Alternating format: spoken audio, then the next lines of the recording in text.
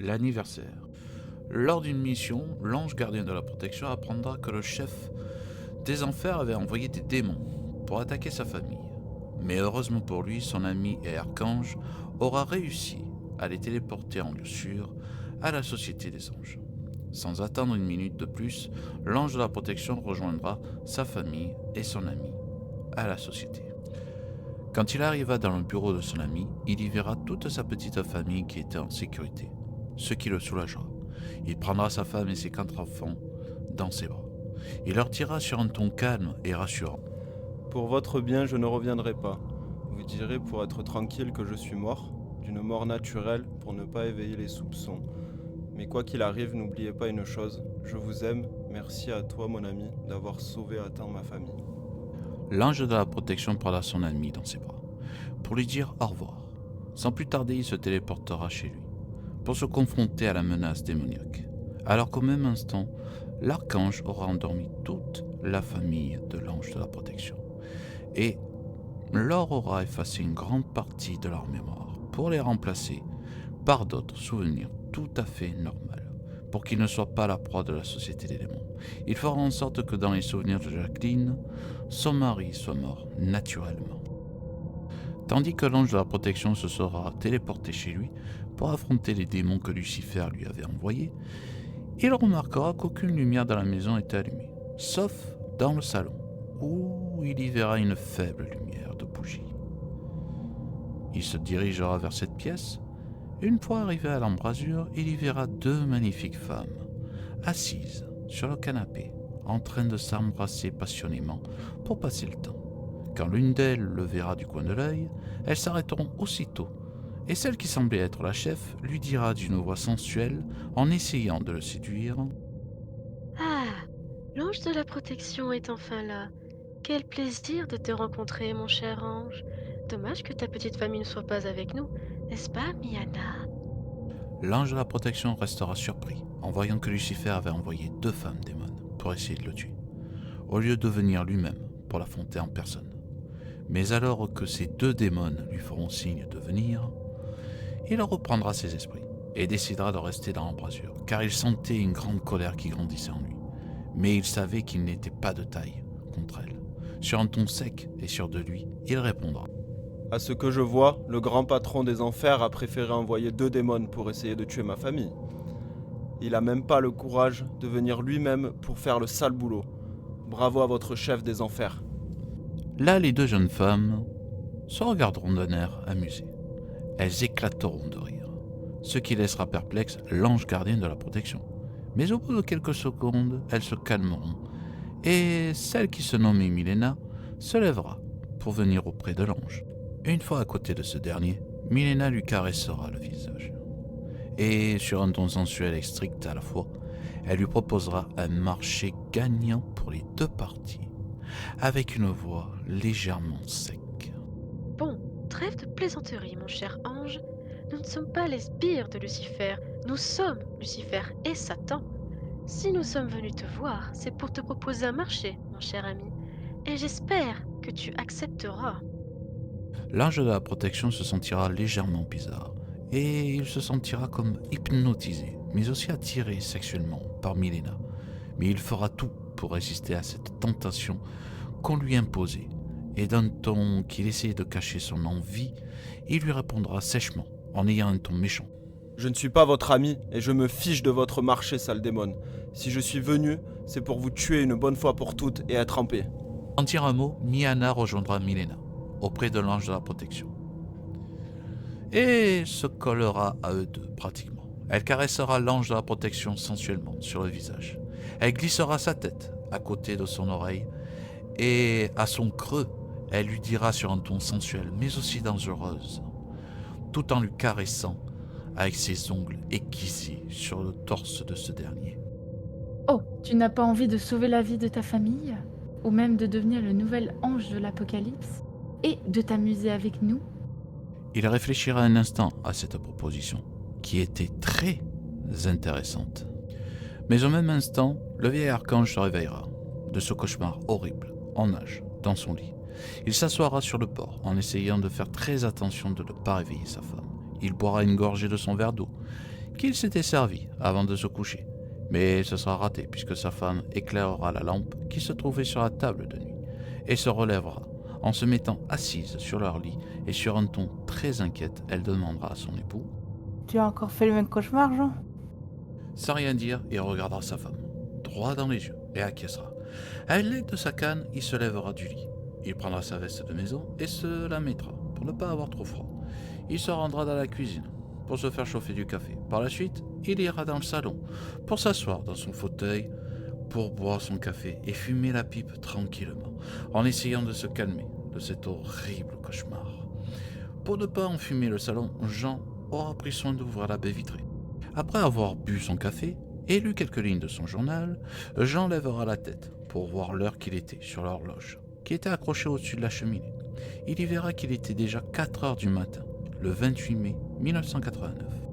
Le 17 novembre, Elisabeth faisait les emplettes avec sa mère Jacqueline pour l'anniversaire de son fils Louis, qui allait fêter ses 1 an, le 20 novembre. Pendant qu'elles marchaient toutes les deux dans le supermarché pour acheter de quoi boire et de quoi faire un gâteau d'anniversaire, Jacqueline demandera à sa fille, sur un ton légèrement inquiète pour l'anniversaire de son petit-fils. Bétou, tu sais exactement combien sera le vin? Et si on aura assez de boissons et autres, il ne faudrait pas que l'on manque de quoi que ce soit. Elisabeth se mettra à sourire, tout en regardant la liste des courses qu'elle avait fait avec l'aide de sa mère. Sur un ton rassurant envers sa mère, Elisabeth lui répondra simplement, tout en continuant d'avancer dans les rayons en regardant ce qu'elle devait prendre. Mais oui, maman, ne t'en fais pas, on va même en avoir trop, je te le dis. Et pour te répondre sur le nombre, on sera 18. Après avoir fini leur course pour le mardi 20, Elisabeth et Jacqueline prendront la route, en ayant le coffre de la voiture bien plein, tandis que Marie-Antoinette et Jean n'auront pas chômé de leur côté. Marie-Antoinette avait sorti les coupes de champagne et la vaisselle pour tout laver, alors que Jean avait placé Louis dans son parc à jouer, pour qu'il puisse décorer le salon tranquillement. Quand Marie-Antoinette aura terminé de son côté, elle rejoindra Jean dans le salon pour lui donner un coup de main, mais ce dernier avait terminé, et il profitera de son arrière-petit-fils en jouant avec lui. Mais quand elle verra les décorations que son époux avait mis, elle lui dira sur un ton taquin, avec un grand sourire.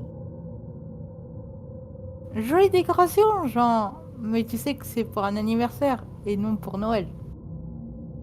Jean regardera sa femme, qui sourit en montrant toutes ses dents, et ce dernier lui rendra un sourire amoureux. Puis il regardera Louis, qui jouait dans son parc à jouer. Sur un ton heureux, il répondra. J'ai hâte de fêter l'anniversaire de mon petit Louis, ma chérie.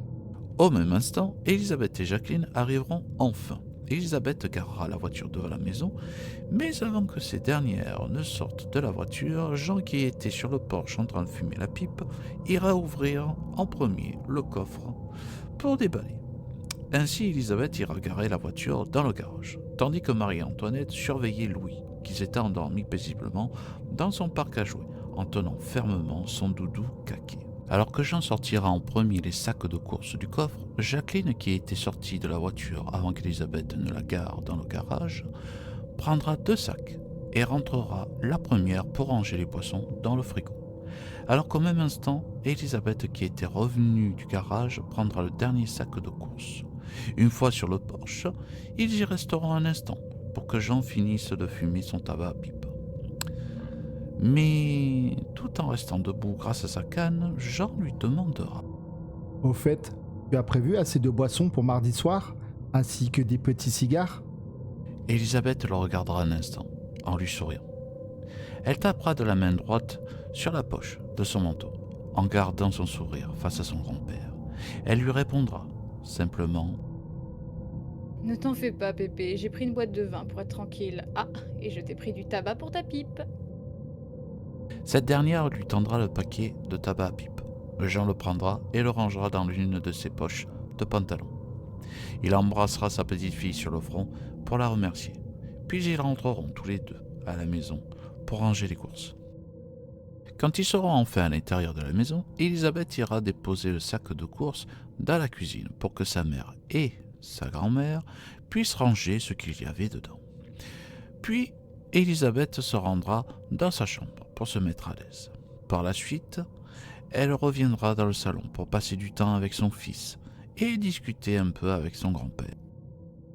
Alors que dans la cuisine, Marie-Antoinette et Jacqueline rangeaient les courses dans le placard ainsi que dans le frigo, sur un ton légèrement inquiète, Marie-Antoinette demandera à sa fille Jackie, dis-moi franchement, tu penses qu'Elisabeth croit encore que le père de Louis va venir pour son anniversaire? Jacqueline se mettra à souffler d'un mécontentement sur ce que sa mère venait de lui demander. Mais cette dernière continuera à ranger malgré tout les courses, et sur un ton triste pour sa fille et rempli de haine pour le père de Louis, Jacqueline lui répondra. Oui, maman. Malheureusement.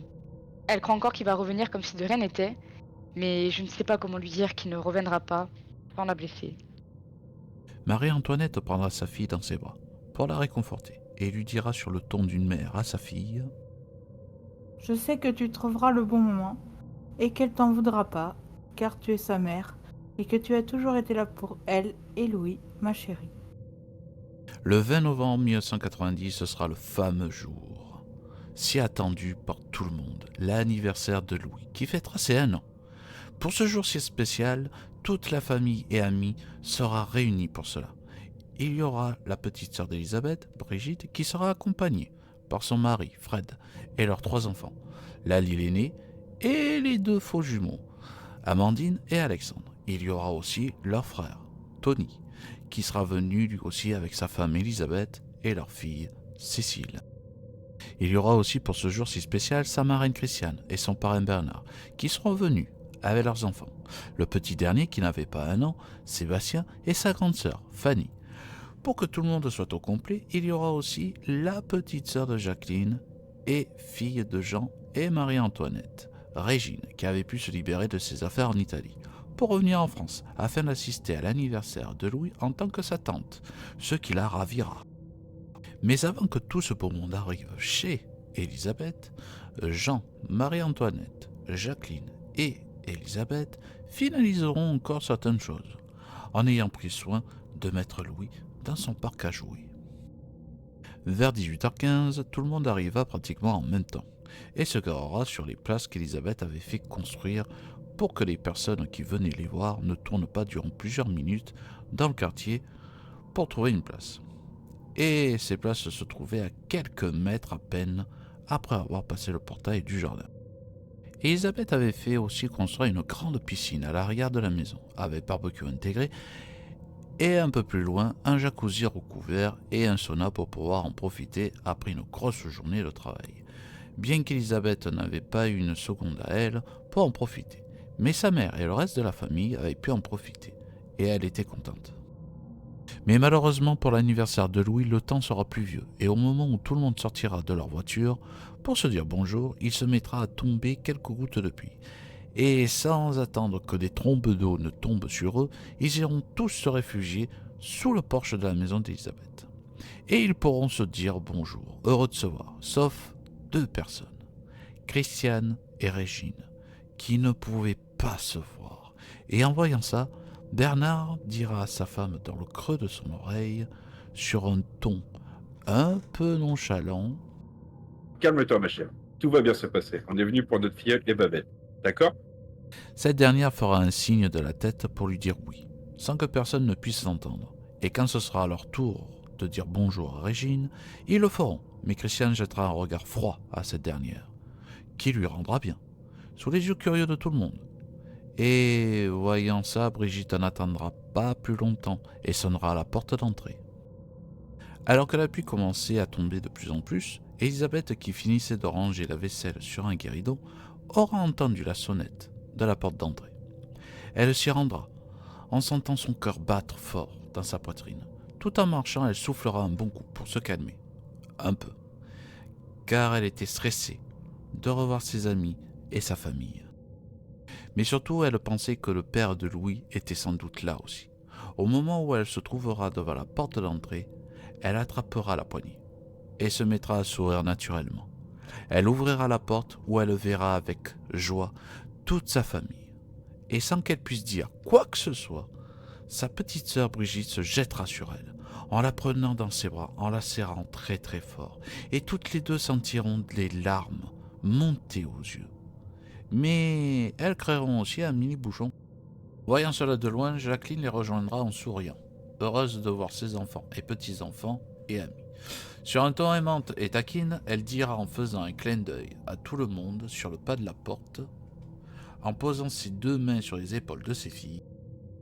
Je ne veux pas vous déranger, mes chéris, mais il fait nuit, froid, et aussi, il pleut énormément. Si vous pouvez vous pousser pour laisser entrer les autres, ça serait super. Les 2 sœurs lèveront leur tête et regarderont l'entrée, et sans rien dire, elles éclateront de rire toutes les 2, ce qui aura pour effet de faire rire toute la famille. Quand tout le monde aura fini de rire, ils entreront dans le hall d'entrée. Là, Elisabeth dira sur un ton heureux, en cachant sa légère déception de ne pas voir que le père de Louis ne soit pas là. Elle dira avec un grand sourire... Allez tous dans le salon pour vous réchauffer devant la cheminée. Il y a papy, mamie qui vous attendent avec notre invité spécial de ce soir. Maman et moi, on va ranger vos vestes dans vos chambres. Pendant qu'Elisabeth et Jacqueline porteront les vestes de chacun dans leurs chambres respectives, toute la famille rejoindra Jean et Marie-Antoinette dans le salon pour se réchauffer près de la cheminée, mais aussi pour leur dire bonsoir. Et dire bonsoir à Louis et au chien de garde Bilou, qu'elle était allongée près de Louis dans le parc à jouer. Par la suite, les cousins et cousines rejoindront Louis pour jouer avec lui, tandis que les adultes commenceront l'apéritif et discuter tout en rigolant. Alors que dans la dernière chambre, Elisabeth rangeait les manteaux dans l'armoire, sa mère vérifiera que rien ne manquait, comme dans chaque chambre avant. Mais cette chambre était particulière, car c'était celle de la petite sœur d'Elisabeth, Brigitte, et de Fred, son mari. Sans savoir pourquoi, elle aimait finir par cette chambre. Alors qu'Elisabeth fermera les portes de l'armoire, Jacqueline verra que sa fille n'était pas dans son état normal. Et sur un ton d'une mère inquiète, elle lui demandera... Bétou, tout va bien?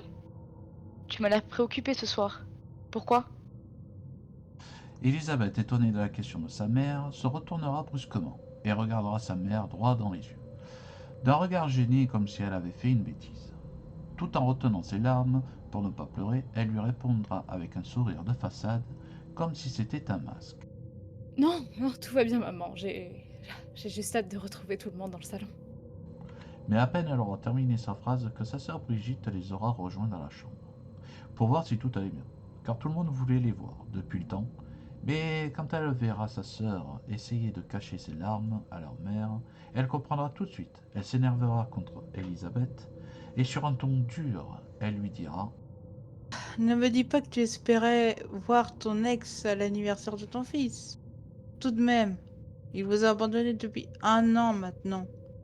Tu crois tout de même pas qu'il allait revenir comme ça et que tout allait revenir comme avant ?» Elisabeth acquiescera les dires de Brigitte, et se mettra à pleurer en se libérant de toute cette peine qu'elle avait accumulée depuis 1 an aujourd'hui. Alors que Brigitte se sentira gênée de ce qu'elle venait de dire à sa grande sœur, qu'elle aimait de tout son cœur, Jacqueline prendra Elisabeth dans ses bras pour la réconforter et la calmer un peu. Elle fera un signe de la main à sa seconde fille pour qu'elle prenne elle aussi Elisabeth dans ses bras. Et Elisabeth se calmera un peu et se mettra même à rire avec sa mère et sa sœur sur la petite blague que Jacqueline avait fait à la fin. Après avoir bien rigolé, Elisabeth s'essuiera les yeux et sourira à la fois à Jacqueline et à Brigitte, que cette dernière dira sur un ton désolé à sa grande sœur. « Je suis désolée de t'avoir fait pleurer, Elisabeth. Ce n'était pas mon intention, tu sais. » Alors que Brigitte aura dit cela, elles se prendront toutes les 2 dans leurs bras pour se réconcilier. Sur un ton rempli d'amour envers sa petite sœur et sa mère, Elisabeth dira tout simplement « Je sais Brigitte, merci à vous 2. Et maintenant, si on allait rejoindre tout le monde dans le salon. » Après ça, elles retourneront toutes les 3 au salon. Au moment où elle allait rejoindre tout le monde, Elisabeth s'arrêtera un instant. Elle laissera sa mère et sa sœur rejoindre toute la famille, tandis qu'elle observera un instant de loin, où elle verra que tout le monde discutait ensemble, tout en rigolant. Elle verra que les cousins de Louis s'amusaient avec lui et Bilou, ce qui la fera sourire. Tout en avançant dans le salon, elle dira sur un ton rempli de joie en faisant sursauter tout le monde dans le salon Que l'anniversaire de Louis commence! Quand tout le monde entendra ce qu'Elisabeth aura dit, ils comprendront tout de suite qu'elle avait enfin tiré un trait sur son passé, et qu'elle était prête à assumer son rôle de mère célibataire, avec l'aide de toute sa famille, et que son fils allait être sa priorité. Tout le monde dans le salon lèvera sa coupe de champagne, au moment où Elisabeth rentrera, et ils crieront tous en chœur, avec un immense sourire aux lèvres, « Joyeux anniversaire, Louis !» Durant la fin de l'après-midi, ils discuteront tous, sur tout et rien à la fois, tout en rigolant ensemble, heureux d'être là, car l'anniversaire de Louis n'était autre qu'un prétexte au final, pour qu'ils soient tous réunis. Quand il sera 19h30, Jacqueline et Marie-Antoinette iront dans la cuisine. Marie-Antoinette s'occupera de préparer le gratin de pommes de terre, tandis que Jacqueline fera cuire les magrets de canard. Après avoir dîné, Elisabeth et Jacqueline débarrasseront la table, avec l'aide de Christiane. Ce qui sera une sorte d'échappatoire pour ne plus voir la Régine, qui lui sortait par les yeux. Et sur un ton léger et taquin, Elisabeth dira « Ah, à ce que je vois, c'est toujours l'amour fou avec Régine. Là, Christiane jettera un regard glacial envers son amie. Et sans rien dire de plus, elles éclateront toutes les trois de rire dans la cuisine, tout en rangeant la vaisselle dans le lave-vaisselle. Alors que dans le salon, les enfants iront jouer avec Louis dans le parc, Brigitte et Elisabeth mettront les assiettes et les couverts pour le gâteau. Pour finir, Tony ouvrira une nouvelle bouteille de champagne pour les adultes et du coca pour les enfants. Tandis que Fred, de son côté, fumera un cigare dans le jardin avec Jean. Vers 22h, les adultes auront couché les enfants, qui tombaient de sommeil. Ils les mèneront dans leurs chambres respectives pour qu'ils puissent dormir, après cette longue journée pour eux. Alors que les adultes pouvaient enfin profiter de ce moment de calme pour discuter de choses plus sérieuses et aussi de fumer les cigares qu'Elisabeth avait achetés 3 jours plus tôt à l'intérieur, en ouvrant toutefois la baie vitrée, pour ne pas garder la fumée dans le salon.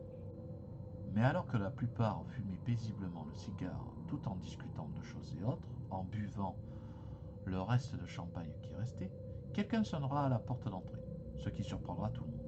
Elisabeth regardera l'heure sur sa montre et y verra qu'il était presque minuit.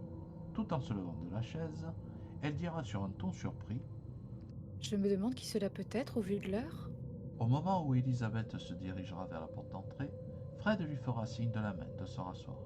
Il se lèvera pour y aller à sa place. Il gardera son cigare en bouche tout en continuant de le fumer. Une fois arrivé à la porte d'entrée, Fred prendra le cigare dans sa main, pour pas que la fumée ne le gêne, quand il regardera dans l'œil du Judas. Quand il regardera dans l'œil du Judas, il verra une personne qui tournera le dos à la porte habillée d'une veste en noir. Il verra de la fumée, ce qui voulait dire que cette personne fumait. Fred demandera toujours porte close sur un ton interrogatoire envers cette personne, tandis que tout le monde dans le salon s'était arrêté de parler pour mieux entendre. Bonsoir, je peux vous aider? Cette personne qui lui tournait le dos jettera le mégot de sa cigarette dans le jardin sous une pluie battante, qui ne s'était pas arrêtée depuis 18h30. Par la suite, cette mystérieuse personne, qui portait une capuche, se tournera vers la porte. Fred, qui regardait toujours dans le Judas, ne verra pas le visage de son mystérieux interlocuteur, mais cette personne lui répondra d'une voix féminine, ce qui le choquera en pensant que c'était un homme. Bonsoir, je suis navrée de vous déranger à une heure si tardive, mais je dois parler immédiatement à Elisabeth à propos de son fils. Sans attendre une seconde de plus, Fred ouvrira la porte d'entrée pour laisser cette mystérieuse jeune femme entrer. Elle remerciera ce dernier d'un hochement de tête, tout en enlevant sa veste trempée par la pluie, qu'elle déposera sur le porte-manteau. Elle rejoindra tout le monde dans le salon, où elle sera talonnée par Fred, qui avait pris soin de refermer la porte à clé, par sécurité. Sous les regards inquiets de la famille, elle ira s'asseoir, près de la cheminée, sans dire un mot, pour se réchauffer un instant. Mais Jean, sur un ton serein, avec un petit sourire en coin, demandera avec sa voix rauque, tout en posant son cigare dans le cendrier. Dites-moi, jeune fille, vous ne serez pas l'ange Gabriel? Cette jeune femme ainsi que le reste de la famille restera stupéfaite de ce que le patriarche de la famille venait de dire. Mais surtout, cette mystérieuse jeune femme se demanda comment un vieil homme comme lui avait pu deviner son identité en tant qu'ange gardien. C'est alors qu'un long silence très pesant se fera ressentir. Fred le brisera, ce silence, en disant sur un ton méfiant, sceptique mais aussi taquin envers Jean. Jean, voyons. Comment tu peux dire que c'est l'ange Gabriel? Si l'on regarde de près la Bible, il ne mentionne jamais si les anges ont un sexe. Et encore moins sur les représentations en peinture dans les églises. Après, je parie que tu as un peu trop forcé sur le champagne. L'agent éclatera de rire, comme un gamin de 10 ans. Avec son rire communicatif, il fera rigoler tout le monde dans le salon. Même cette mystérieuse jeune femme rigolera de bon cœur, en oubliant un instant pourquoi elle était ici avec eux. Après avoir bien rigolé pendant 5 minutes, la jeune femme mystérieuse reprendra son sérieux. Elle demandera sur un ton interrogatoire au patriarche de la famille. Dites-nous, Jean, est-ce que vous ne seriez pas l'ancien archange Benoît, mais aussi l'ancien chef de la Société des Anges? Quand cette jeune femme aura dit cela, tout le monde dans le salon restera choqué de ce qu'elle venait de dire. Sauf Marie-Antoinette et Jean, qui se regarderont tous les deux droit dans les yeux. Tout en regardant son mari, Marie-Antoinette lui fera un oui de la tête, pour que Jean puisse répondre à tout le monde, sans mentir cette fois. Le sourire qu'il affichait depuis le début de soirée laissera place à un visage très sérieux. Il répondra à tout le monde de sa voix rauque. Eh bien, je pense qu'il est temps que je vous dise la vérité, tout le monde. Il y a 32 ans, Jacqueline, je t'ai effacé la mémoire, ainsi qu'aux enfants, pour que vous vous souveniez pas que tu étais marié avec l'ange de la protection, et que moi, j'étais cet archange pour vous protéger. Et pendant près de 60 ans, j'ai été l'archange Benoît, et ancien chef de la Société des Anges, c'est vrai Fred. Pour te répondre, oui, les anges et les démons ont bien un sexe défini, que ce soit des hommes ou des femmes, mais dis-nous Gabriel, quel est ton prénom en tant qu'humaine? L'ange Gabrielle sera toute heureuse d'apprendre cela. Elle se mettra à sourire naturellement, en se sentant beaucoup plus à l'aise. Puis elle répondra sur un ton simple à la question. Je m'appelle Elaina et je suis venue vous voir ce soir, c'est pour protéger Louis ainsi que vous. Car la Société des démons veulent le kidnapper pour le faire devenir le prochain ange de l'Apocalypse, alors que la légende dit qu'il doit devenir l'ange de la protection. Mais durant un instant, il y aura un silence de mort. Mais celui-ci sera vite coupé par Jacqueline, qui demandera sur un ton interrogatoire à son père sur le sujet qui leur avait effacé la mémoire à propos de tout cela. Mais papa, pourquoi tu nous as effacé la mémoire il y a 32 ans, même si c'était pour nous protéger? Jean dira quelque chose à l'oreille de Marie-Antoinette. Par la suite, elle se lèvera et prendra ses 2 filles avec elle, pour discuter à part, pour leur expliquer la raison qui l'avait poussé à faire cela à l'époque. Au même instant, il y aura des pleurs de bébé, qui se feront entendre. Sans rien dire, Elisabeth ira avec Christiane chauffer 2 biberons dans la cuisine, pour leur fils, car ils avaient faim. Quelques minutes plus tard, les biberons seront chauds. Elisabeth les prendra et en donnera un à Christiane, pour qu'elle aille dans sa chambre donner le biberon à Sébastien. Tandis qu'Elisabeth partira dans sa chambre, là où était le landau de son fils, avec Elaina, elles arriveront devant la porte de la chambre. Elisabeth l'ouvrira et rentreront toutes les deux dans la chambre. Elles s'approcheront toutes les deux du landau où Louis pleurait. Elisabeth donnera le biberon à Elaina, pour qu'elle puisse prendre Louis dans ses bras.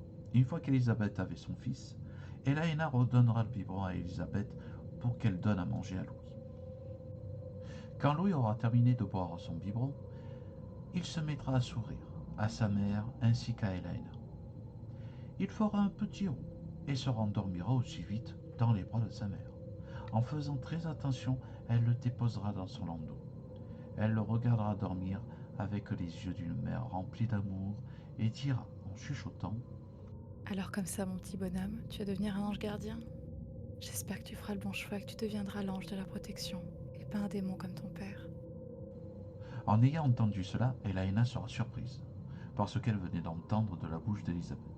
Tout en la regardant chantonner une berceuse à son fils, elle l'interrompra, en lui demandant sur un ton interrogatoire: Elisabeth, le père de Louis est un démon? Celle-ci arrêtera de chantonner la berceuse immédiatement. Elisabeth se mettra à regarder son fils avec un regard doux, tout en réfléchissant à ce qu'elle allait répondre à Elaina. Sur un ton posé, en essayant de garder son calme le plus possible, elle répondra: Elaina, si tu veux tout savoir, il y a 7 ans maintenant, je me suis fait séduire par un démon. En 1985, j'ai accouché de jumeaux, mais malheureusement, ils sont morts-nés. 4 ans plus tard, je suis de nouveau tombée enceinte, et cette fois-ci de Louis. Quand je l'ai annoncé à mon soi-disant mari, il a disparu, comme par magie. Elle comprendra mieux pourquoi il n'y avait pas de père. Mais elle ne comprenait pas pourquoi Elisabeth avait su qu'il était un démon. Sur un ton intrigué et non curieuse, elle y demandera Mais Elisabeth, je ne comprends pas une chose. Comment tu as su que c'était un démon en fait? En faisant très doucement, elle prendra une chaise et ira s'asseoir près de la fenêtre, qu'elle ouvrira une fois assise, pour que la fumée de la cigarette ne dérange pas Louis pour dormir. Une fois qu'Elisabeth aura tiré une bouffée de sa cigarette, elle lui répondra sur un ton très sincère. J'ai su qu'il était un démon car 2 mois après m'avoir laissé tomber, il m'a envoyé une lettre qui me disait que Louis allait devenir le nouvel ange de l'Apocalypse. Voilà, tu sais tout maintenant. Au contraire de ma famille, à qui j'ai dû tout cacher. Quand Elisabeth aura terminé son explication, elle fondra en larmes et jettera son mégot par la fenêtre et refermera celle-ci, pour que personne ne puisse attraper froid. Par la suite, elle se lèvera de la chaise et ira la mettre à sa place. Une fois la chaise mise à sa place, Elaina la prendra dans ses bras pour la réconforter et lui dira sur un ton amical. Ne t'en fais pas, Elisabeth. Tu n'es pas seule. Tu as ta famille et tes amis pour t'aider à surmonter cette épreuve. Mais sache une chose, je ne vous laisserai jamais tomber. Je te le promets. Maintenant, va rejoindre tout le monde dans le salon. Je vous rejoins après. Après cette discussion, Elisabeth sortira de la chambre pour rejoindre tout le monde dans le salon. Elaina, tant qu'à elle, regardera Louis un instant, qui dormait paisiblement. Mais quand celle-ci ira pour sortir de la chambre, elle ressentira une énergie spirituelle démoniaque extrêmement puissante. Elle se retournera et pointera son regard près de la fenêtre où était caché ce démon, dans la pénombre. Ce dernier fumait un cigare qu'il avait au bec, et d'une voix d'outre-tombe, il dira sur un ton sec. Alors comme ça, c'est toi que Carla a choisi pour protéger Louis. Quelle sage décision de sa part. J'espère que tu seras de taille contre ce qui va t'attendre, Elaina. Quand celui-ci aura terminé, Elaina le regardera droit dans les yeux rouges de ce démon, prête à se battre pour protéger Louis. Mais la force spirituelle de ce démon était tellement puissante qu'elle ne pouvait plus bouger. Celui-ci sortira de la pénombre et rejoindra Elaina, qui était toujours à côté du landau de Louis. Elle remarquera que celui-ci marchait avec une canne. Mais au moment où ils seront tous les deux face à face, Elaina verra que la partie droite du visage de ce dernier était totalement brûlée. En essayant de cacher sa peur tant bien que mal, Elaina dira sur un ton calme et dur. Ton fils ne deviendra jamais ton successeur. Tu devras trouver une autre personne pour cela. Car ton fils deviendra l'ange de la protection, pas un vulgaire démon comme toi. Ce démon ne répondra pas à cette attaque. Au contraire, il se mettra à sourire et continuera de fumer son cigare au-dessus du landau de Louis.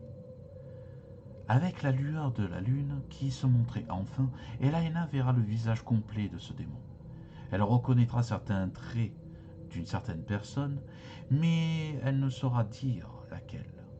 Alors qu'il se tenait devant elle, avec l'aide de sa canne qui tenait fermement dans sa main droite, il lui tendra une photo avec une jeune fille de 17 ans dessus, qui tenait dans ses bras un jeune garçon dont le visage avait été effacé. Le démon dira sur un ton sérieux, avec sa voix d'outre-tombe. Ce que je vais te dire maintenant est très important, d'accord? Tu vois cette jeune fille qui tient cet enfant dans ses bras. Quand tu rentreras à la Société des Anges, après ta mission, tu demanderas à Carla de transférer cette jeune fille à la protection de Louis. Je pense que tu as compris qui j'étais en voyant mon visage à moitié brûlé. Donc je te rassure sur ce point, je ne suis pas le père de Louis. Mais au moment où celle-ci voudra lui poser une question, ce démon disparaîtra, comme il était venu. Mais elle ressentira toujours cette forte énergie spirituelle qu'elle devra encore combattre. Elle se tournera vers le landau de Louis, où elle le verra endormi paisiblement, en serrant son doudou dans ses petits bras. Tout en lui souriant, Elaina lui dira.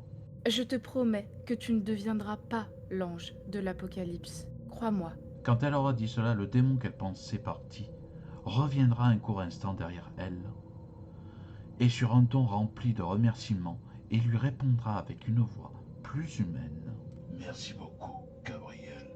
Au revoir. Mais alors qu'Elaina sortira de la chambre de Louis, elle rejoindra tout le monde dans le salon pour continuer la discussion. Sauf qu'une fois arrivée, Elaina verra que tout le monde se dira bonne nuit. Alors qu'ils iront tous se coucher, ils passeront devant elle, en lui disant bonne nuit, ce qui la laissera sans voix. Une fois seule, Elaina rentrera dans le salon. Elle regardera l'heure sur l'horloge de la cheminée. Elle y verra qu'il était 3 heures du matin. Elle sera sous le choc, en pensant qu'il était encore minuit 30. Alors qu'elle pensait avoir passé uniquement 30 minutes avec l'ange de l'Apocalypse, elle ira s'asseoir sur le canapé et se dira à elle-même sur un ton perplexe. C'est donc ça, les effets que les anges de l'Apocalypse font quand on est avec eux? La prochaine fois, je pourrai le combattre plus aisément. Alors que tout le monde était couché, après cette soirée d'anniversaire riche en émotions, Elaina restera tant qu'à elle seule dans le salon. Et elle fera des mots croisés pour ne pas s'endormir, car elle avait peur que le démon kidnappe Louis pendant qu'elle serait en train de dormir. Le lendemain matin à 8 heures, Elisabeth et Christiane se seront levées toutes les deux en premier pour préparer le petit déjeuner à tout le monde, ainsi que les biberons pour Louis et Sébastien. Quand Elaina les verra toutes les deux debout, elle ira les rejoindre dans la cuisine pour les aider à tout préparer pour tout le monde. Mais pendant qu'Elisabeth était en train de couper les tranches de pain pour les faire griller, le téléphone se mettra à sonner vers 8h30. Pour pas que ce dernier ne réveille tout le monde dans la maison, Elisabeth se précipitera pour répondre. Mais au moment où elle décrochera, elle entendra une voix d'outre-tombe qui lui dira sur un ton agressif « Alors comme ça on me fait attendre, salope. Alors que si je veux en claquant des doigts, je pourrais kidnapper ton fils et le transformer en ange de l'Apocalypse. Si tu me fais encore attendre, pétasse, je te jure que... » Sans avoir dit un seul mot, Elisabeth raccrochera au nez de ce démon, avec sa main droite qui était toute tremblante. Mais toujours en silence, Elisabeth prendra son paquet de cigarettes qu'elle avait laissé sur le buffet, où se trouvait le téléphone. Elle en sortira une cigarette et prendra son briquet, qui était à côté. Elle sortira dans le jardin pour fumer tranquillement, en essayant de se calmer. Mais au bout de 5 minutes, Elaina ne voyait toujours pas Elisabeth revenir. Ce qu'elle trouvera étrange, car elle ne l'entendait pas discuter au téléphone. Sur un ton normal, elle dira à Christiane « Je reviens. Je vais voir où en est Elisabeth. » Christiane acquiescera de la tête et continuera à faire le petit déjeuner. Une fois arrivée dans le salon, Elaina verra Elisabeth dans le jardin, en train de fumer, tout en tremblant de peur. Elisabeth, qui était en train de fumer, regardera le sol, pour essayer de ne plus penser à ce qu'elle venait de vivre. Quand elle entendra la porte de la baie vitrée s'ouvrir, elle lèvera la tête et regardera d'un air terrifié Elaina. « Tout va bien, Elisabeth? Quelque chose ne va pas? » Mais avant que celle-ci ne lui demande quoi que ce soit, le téléphone se mettra à sonner. Elaina rentrera rapidement dans le salon en laissant seule Elisabeth. Quand elle décrochera le téléphone, Elaina ne pourra rien dire. Elle entendra une voix d'outre-tombe qui lui dira sur un ton agressif « Raccroche-moi encore une fois au nez, je t'étripe, comme une truie, sale pute. Tu as compris? Maintenant écoute-moi bien, ton fils va devenir le nouvel ange de l'Apocalypse. Ce n'est pas l'ange de la pacotille qui est avec vous qui va m'arrêter, je te le dis. » D'un seul coup, Elaina explosera de rire, à ne plus pouvoir se retenir, ce qui laissera perplexe ce démon, qui ne saura quoi dire pour le coup. Après avoir rigolé pendant quelques minutes, sur un ton moqueur et sûr d'elle, elle lui dira « Bon, déjà, bonjour mon grand. Je crois que la politesse n'est pas ton fort à ce que je viens d'entendre. D'ailleurs, le fait de vouloir m'étriper alors qu'on se connaît même pas, ce n'est pas vraiment sympa de ta part. Une dernière chose, si tu touches à un seul cheveu de Louis ou de sa famille, tu le paieras de ta vie. Tu as bien compris, sale merde de démon? » Après lui avoir dit tout cela, elle raccrochera le téléphone au nez une nouvelle fois à ce démon, ce qui le laissera perplexe. Puis elle retournera voir Elisabeth, qui était toujours dehors, en train de fumer une nouvelle cigarette pour se calmer une bonne fois pour toutes ses nerfs. Quand Elaina arrivera dehors, elle rigolera, ce qui surprendra Elisabeth, et sur un ton curieux, elle lui demandera Mais qu'est-ce qu'il t'a dit pour avoir autant rigolé? Donc, elle lui aura expliqué ce qu'il lui avait dit et ce qu'elle lui avait répondu. Là, un immense sourire se dessinera sur le visage d'Elisabeth. Après avoir discuté toutes les deux, elles rentreront et rejoindront Christiane dans la cuisine pour finir de l'aider, car il était déjà 9 heures du matin et tout le monde allait bientôt se lever. À 9h15, tout le monde était dans le salon, en train de déjeuner et de discuter tous ensemble, tandis qu'Elisabeth et Christiane donneront le biberon à leurs enfants. Fred, tant qu'à lui, demandera sur un ton inquiet à Elaina. Dis-nous franchement, Elaina, est-ce que notre petit Louis est le seul qui soit en danger ou nous le sommes aussi? Il y aura un long silence, le temps qu'elle finisse de boire son café. Elle réfléchira en même temps à ce qu'elle allait pouvoir répondre à Fred et au reste de la famille. Quand elle aura terminé de boire son café, elle se mettra à sourire et répondra sur un ton rassurant. Eh bien, sans vous mentir, oui, vous courez tous un risque que la Société des démons puisse vous attaquer. Car pour eux, vous êtes une entrave pour pouvoir récupérer Louis. Mais je vous le promets de tout faire pour que vous ayez un ange qui vous protège tous. Mais parlons d'autre chose, je n'ai pas envie que vous deveniez parano à cause de moi. Mais sans le vouloir, Elaina fera rire tout le monde, ce qui détendra la masseur, car il en avait besoin. Mais malheureusement, ce moment de détente se stoppera net avec les cris de secours de Régine, qui venait de sa chambre. En entendant ces cris, tout le monde se précipitera vers sa chambre. Sans réfléchir un instant, Elisabeth posera son fils dans son parc à jouer, tandis que Christiane aura mis Sébastien dans sa chaise à bébé. Quand ils arriveront devant la porte de la chambre de Régine, ils ouvriront vite pour voir la raison de ces cris. Une fois dedans, ils la verront allongée sur son lit, habillée de sa robe de nuit, inerte et entièrement recouverte de son sang, avec la gorge ouverte jusqu'aux oreilles. Elaina lui fermera les yeux et remontera le drap. Mais au même instant, dans le salon, Louis se mettra à crier de pleurs et à pleurer. Sans perdre un instant, Elisabeth se précipitera vers le salon pour rejoindre son fils. Malheureusement, quand elle arrivera, elle tombera à genoux en voyant son fils dans les bras de ce démon, tandis que celui-ci regardera Elisabeth avec un regard de vainqueur, tout en souriant. Il lui fera un au revoir de la main. Malgré les cris de peur de Louis, en un instant, il disparaîtra sans que celle-ci ne puisse intervenir et se mettra à pleurer de peur. Au même instant, Elaina et le reste de la famille arrivera dans le salon. Ils verront Elisabeth en larmes et Sébastien qui était en train de manger une compote que le démon lui avait donnée.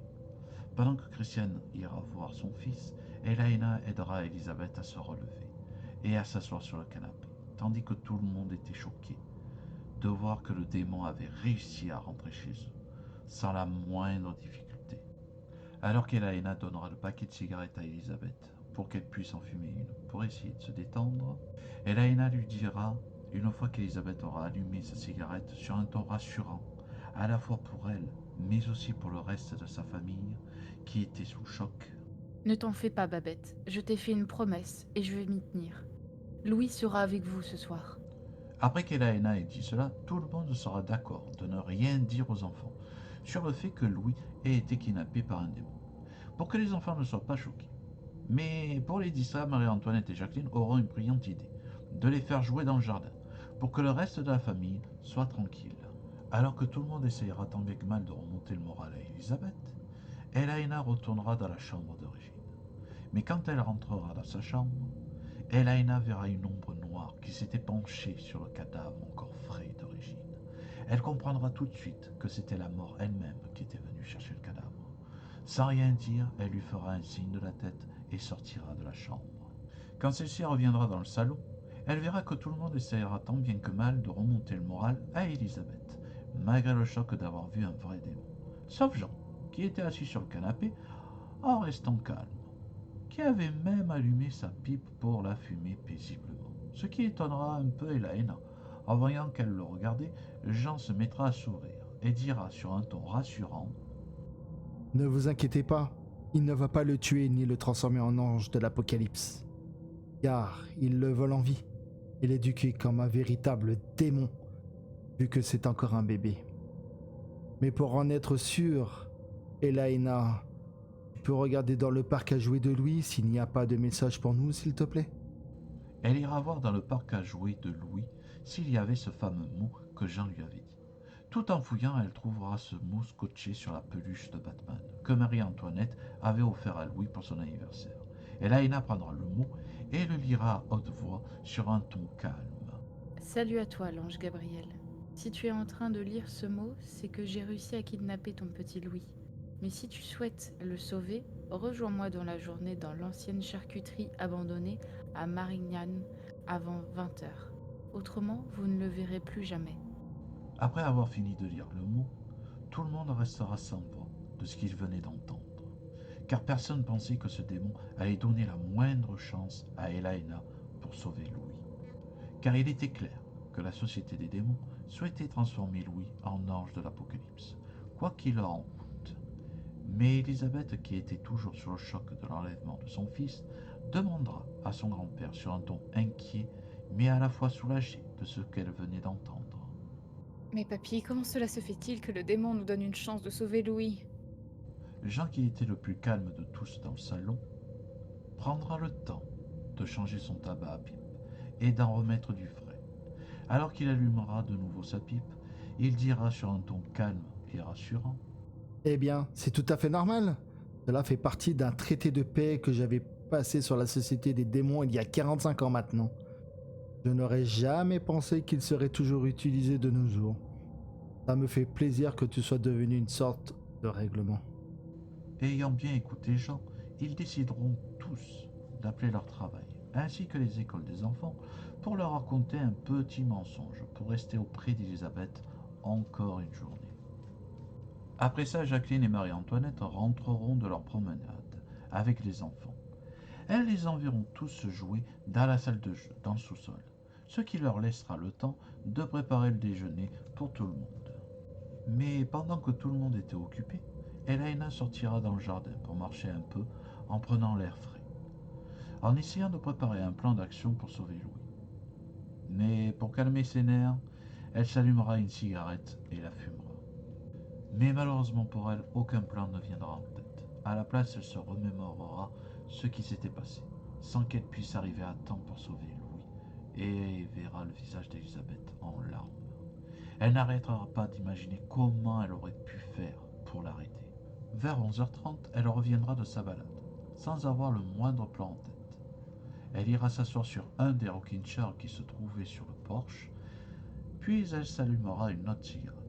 Tout en se balançant sur le rocking chair, Elaina se mettra à réfléchir sur son plan d'action en regardant le paysage. Pendant ce temps, dans la maison, tout le monde expliquera aux enfants que Louis était un peu malade. C'était pour cela qu'Elisabeth l'avait laissé dans sa chambre et l'avait rejoint, pour le surveiller, au cas où.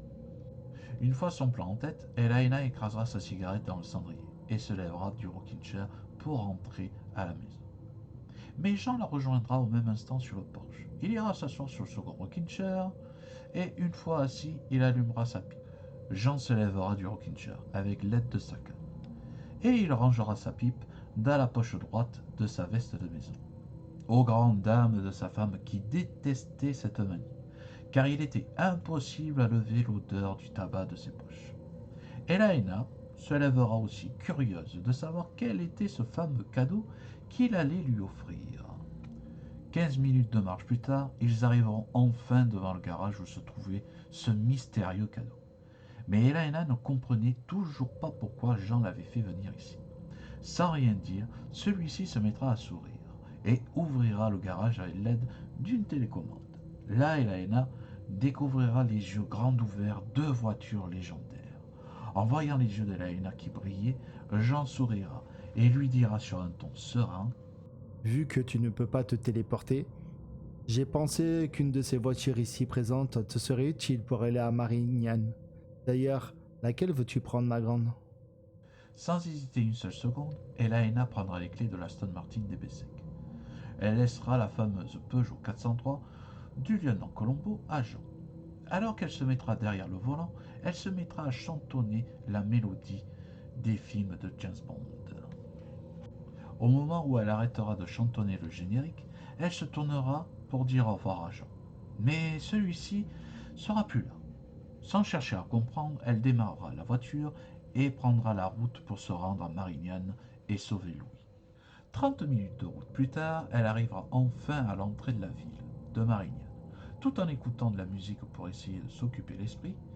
Mais malheureusement pour elle, une galère de plus se mettra en travers de son chemin, puisqu'elle ne savait pas où se trouvait cette fameuse charcuterie abandonnée, car cette dernière n'était absolument pas indiquée par les panneaux.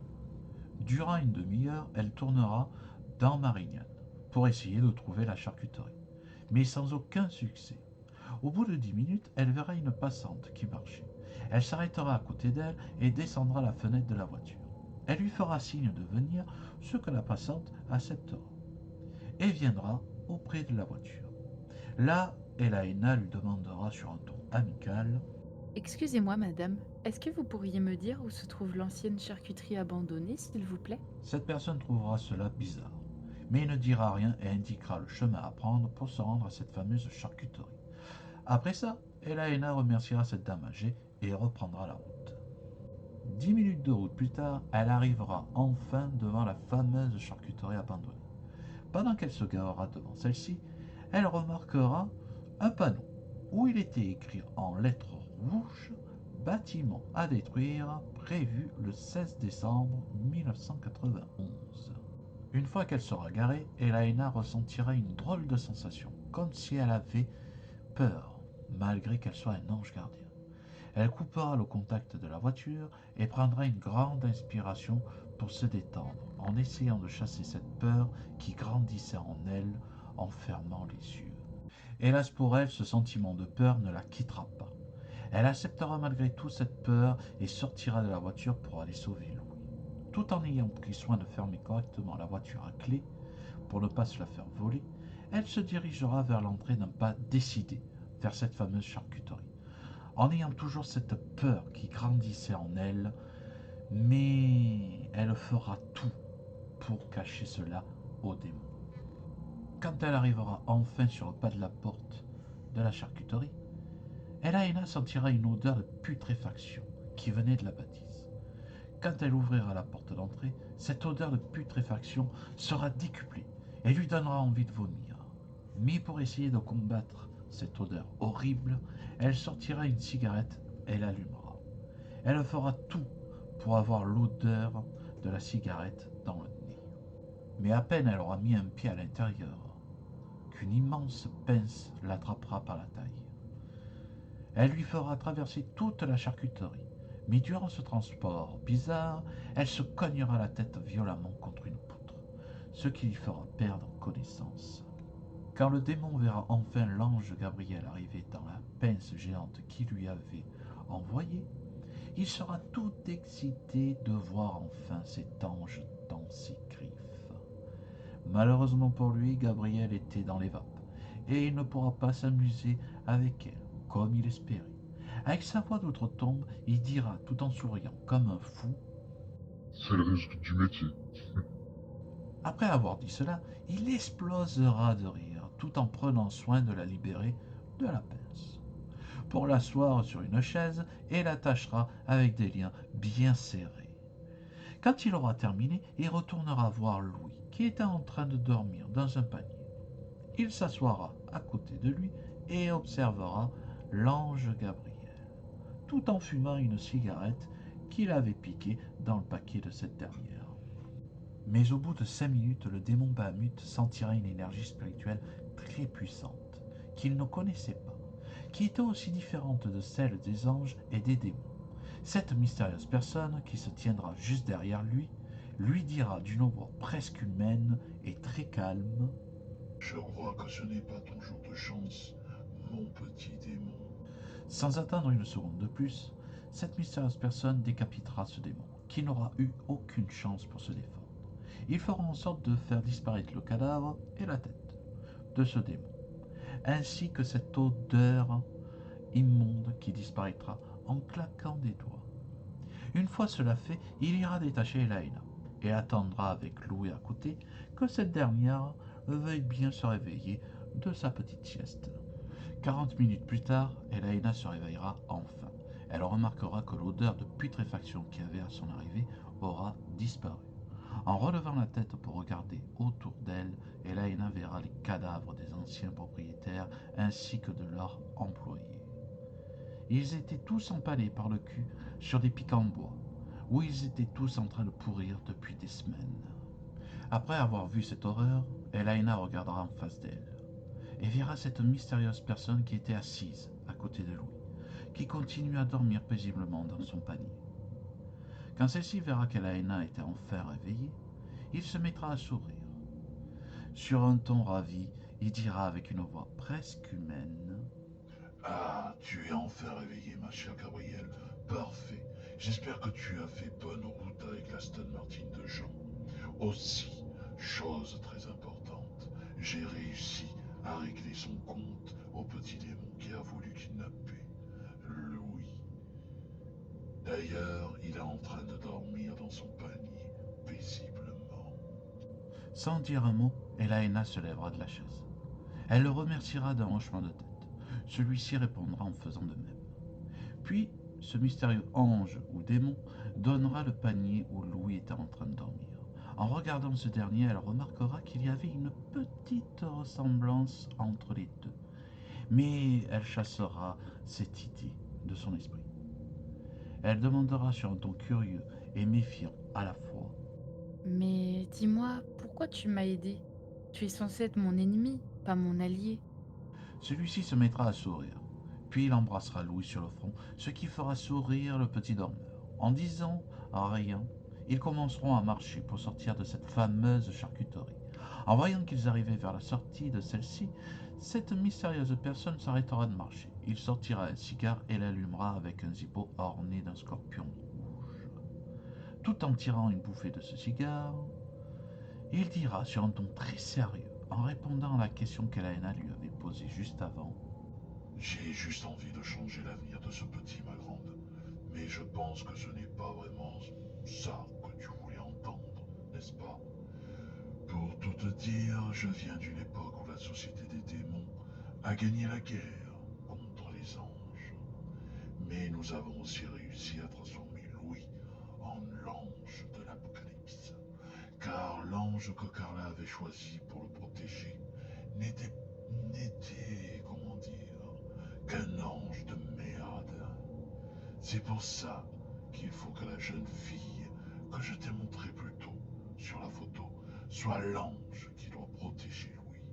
D'accord? Sans dire un mot, Elaina hochera de la tête. Puis, ce dernier lui montrera une nouvelle fois la photo, pour qu'elle puisse se remettre en mémoire le visage de cette jeune fille en question. Par la suite, il tirera quelques bouffées sur son cigare et dira sur un ton soulagé et sérieux: Encore une chose, très importante, Gabriel, quand tu sortiras de là avec Louis, il y aura 2 anges qui vont t'attendre à côté de la voiture. Et l'un d'eux va te demander d'aller voir Carla, car tu auras réussi à tuer l'ange de l'Apocalypse du futur, ma chère Gabrielle. En apprenant cela, Elaina comprendra tout de suite qui était cette mystérieuse personne, mais ne dira rien. Mais alors qu'elle regardait Louis, elle verra du coin de l'œil cette mystérieuse personne en train de se couper le doigt, où se trouvait la chevalière d'ange de l'Apocalypse. Une fois coupé, il glissera son doigt coupé dans un mouchoir pour pas qu'elle se tâche. Mais au moment où elle allait lui poser une question, ce dernier aura disparu sans rien dire. Celle-ci se mettra à regarder Louis dans son panier en train de dormir et lui murmurera: Oui, je te le promets, mon grand.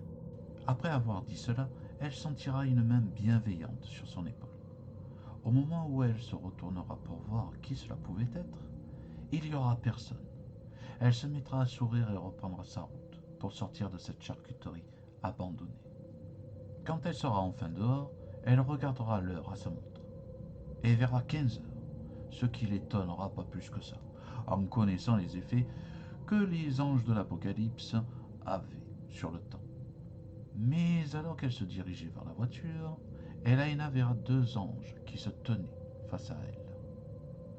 Comme cette mystérieuse personne lui avait dit juste avant, elle s'avancera un peu plus vers la voiture. Sur un ton méfiant, elle demandera à ces deux personnes. Bonjour, vous êtes qui tous les deux? Il y avait un homme qui était habillé tout de gris, puis une jeune fille qu'Elaina reconnaîtra grâce à la photo qu'elle avait vue juste avant. Ils se mettront à sourire tous les deux en voyant Elaina avec Louis. L'homme qui semblait être le chef s'avancera vers Elaina pour aller à sa rencontre. Une fois à la même hauteur qu'Elaina, il lui dira, en gardant son sourire sur un ton amical: Je m'appelle François et voici Aurélie. Nous sommes des anges d'élite. Nous appartenons à une branche spéciale que Carla a créée il y a quelques centaines d'années, si ce n'est plus. Enfin, tu dois mieux connaître Carla sous le nom de Dieu. En tous les cas, mes félicitations pour avoir sauvé Louis des griffes de cet ange de l'apocalypse du futur et de l'avoir tué. Je suis au regret de t'annoncer que tu ne pourras finir ta mission. Tu dois aller voir immédiatement Carla. Aurélie finira ta mission et ramènera lui à sa famille. Elaina acceptera un peu à contre-cœur, mais confiera Louis à Aurélie, très doucement, pour ne pas le réveiller. Alors qu'Aurélie tiendra Louis dans ses bras, Elaina ouvrira la portière de la voiture, où elles le placeront dans le siège bébé, en faisant très attention de ne pas le réveiller. Pendant ce court instant, Elaina dira sur un ton heureux à Aurélie, avant qu'elle parte voir Dieu: Je suis ravie que ce soit toi qui prennes ma suite pour finir ma mission. J'espère que tu resteras avec Louis pour le protéger le temps qu'il devienne fort. C'est sûr qu'avec toi à ses côtés, il sera fort. Aurélie ne dira rien, mais prendra Elaina dans ses bras, en la serrant fort pour la remercier de la confiance qu'elle avait en elle, alors qu'elle ne se connaissait à peine. Mais cette étreinte ne sera que de courte durée, car François pressera un peu Elaina pour aller voir Carla, au plus vite.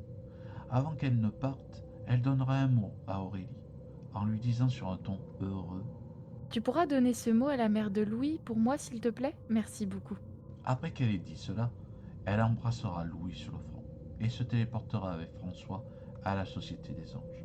Tandis qu'Aurélie refermera la portière du côté de Louis, très doucement, elle ira se mettre derrière le volant et mettra le contact. Mais avant de manœuvrer, elle regardera dans le rétro de l'Aston Martin et verra Louis dormir paisiblement. Sur un ton d'une grande sœur aimante, elle dira: Rentrons à la maison, petit frère.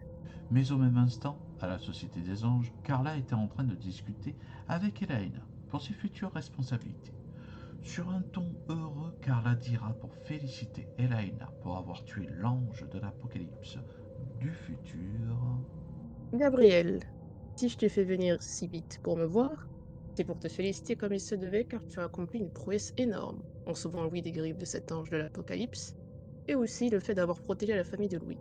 Malgré la perte de sa tante Régine, mais pour te montrer ma gratitude, je souhaite te promouvoir Archange Gabriel et tu serai la nouvelle chef de la Société des Anges Gardiens. Qu'en penses-tu? Là, Elaina restera stupéfaite et sans voix durant quelques instants. Elle devra même s'asseoir car elle était sous le choc et ne s'y attendait pas du tout à cette promotion si soudaine, bien que l'ange de l'apocalypse du futur lui avait dit sans vraiment dire. Elle reprendra un peu ses esprits malgré qu'elle soit toujours sur le choc et répondra à Carla sur un ton heureux: Oui, Dieu, j'accepte avec joie. Mais j'aimerais que vous fassiez une chose pour moi, si cela est possible, bien sûr. Carla sera très intriguée par la demande de son nouvel archange. Elle lui répondra sur un ton curieux: Oui, Gabriel, bien sûr, tu peux me demander ce que tu veux. Du moins ce qui est dans mes corps, bien sûr. Elaina sera heureuse d'entendre cela et se mettra à sourire, en reprenant un peu plus de couleur, car depuis l'annonce de sa promotion, elle était devenue toute pâle. Mais sur un ton sûr d'elle, Elaina demandera à Carla: Je voudrais que vous laissiez Aurélie aux côtés de Louis et de sa famille le temps que celui-ci devienne un bel adulte, si cela est possible. Tout en réfléchissant, Carla acceptera la demande de son nouvel archange. Ainsi, l'avenir du petit Louis serait entre de bonnes mains, celle d'Aurélie, qui avait senti le changement pendant qu'elle conduisait pour entrer dans son nouveau chez-soi avec son petit frère. Au bout de 30 minutes de route, elle arrivera enfin chez sa nouvelle famille avec Louis. Elle se garera près du garage en coupant le moteur. Elle sortira de la voiture délicatement car Louis dormait toujours. Une fois devant la portière arrière, elle ouvrira la portière, prendra Louis dans ses bras et fermera la voiture à clé. Une fois Louis dans ses bras, elle se rendra dans sa nouvelle maison. En arrivant près du porche, elle y verra assise sur un rocking chair une femme qui était en train de fumer une cigarette. Et s'arrêtera un instant pour la regarder. Quand cette femme verra Aurélie qui portait Louis dans ses bras, elle se lèvera et écrasera sa cigarette à peine consumée dans le cendrier. Elle descendra les marches du porche pour aller à leur rencontre. Heureuse de retrouver son fils, Aurélie dira à Elisabeth sur un ton ravi de la rencontrer.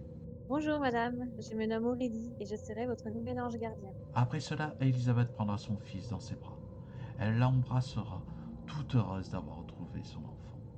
Sur un ton reconnaissante, elle dira, tout en souriant à Aurélie, Merci beaucoup Aurélie d'avoir sauvé mon petit Louis. Quand elle aura dit cela, elles iront toutes les deux sur le porche, un instant pour discuter un peu. Puis elles rentreront dans la maison. Là, Elisabeth présentera Aurélie à toute la famille qui était encore présente. 3 jours après l'anniversaire de Louis, ce ne sera pas un jour joyeux, car ce sera l'enterrement de Régine, qui fut tuée par le démon qui avait kidnappé Louis. Tout le monde avait été présent ce jour-là, même ceux que personne ne s'attendait à voir.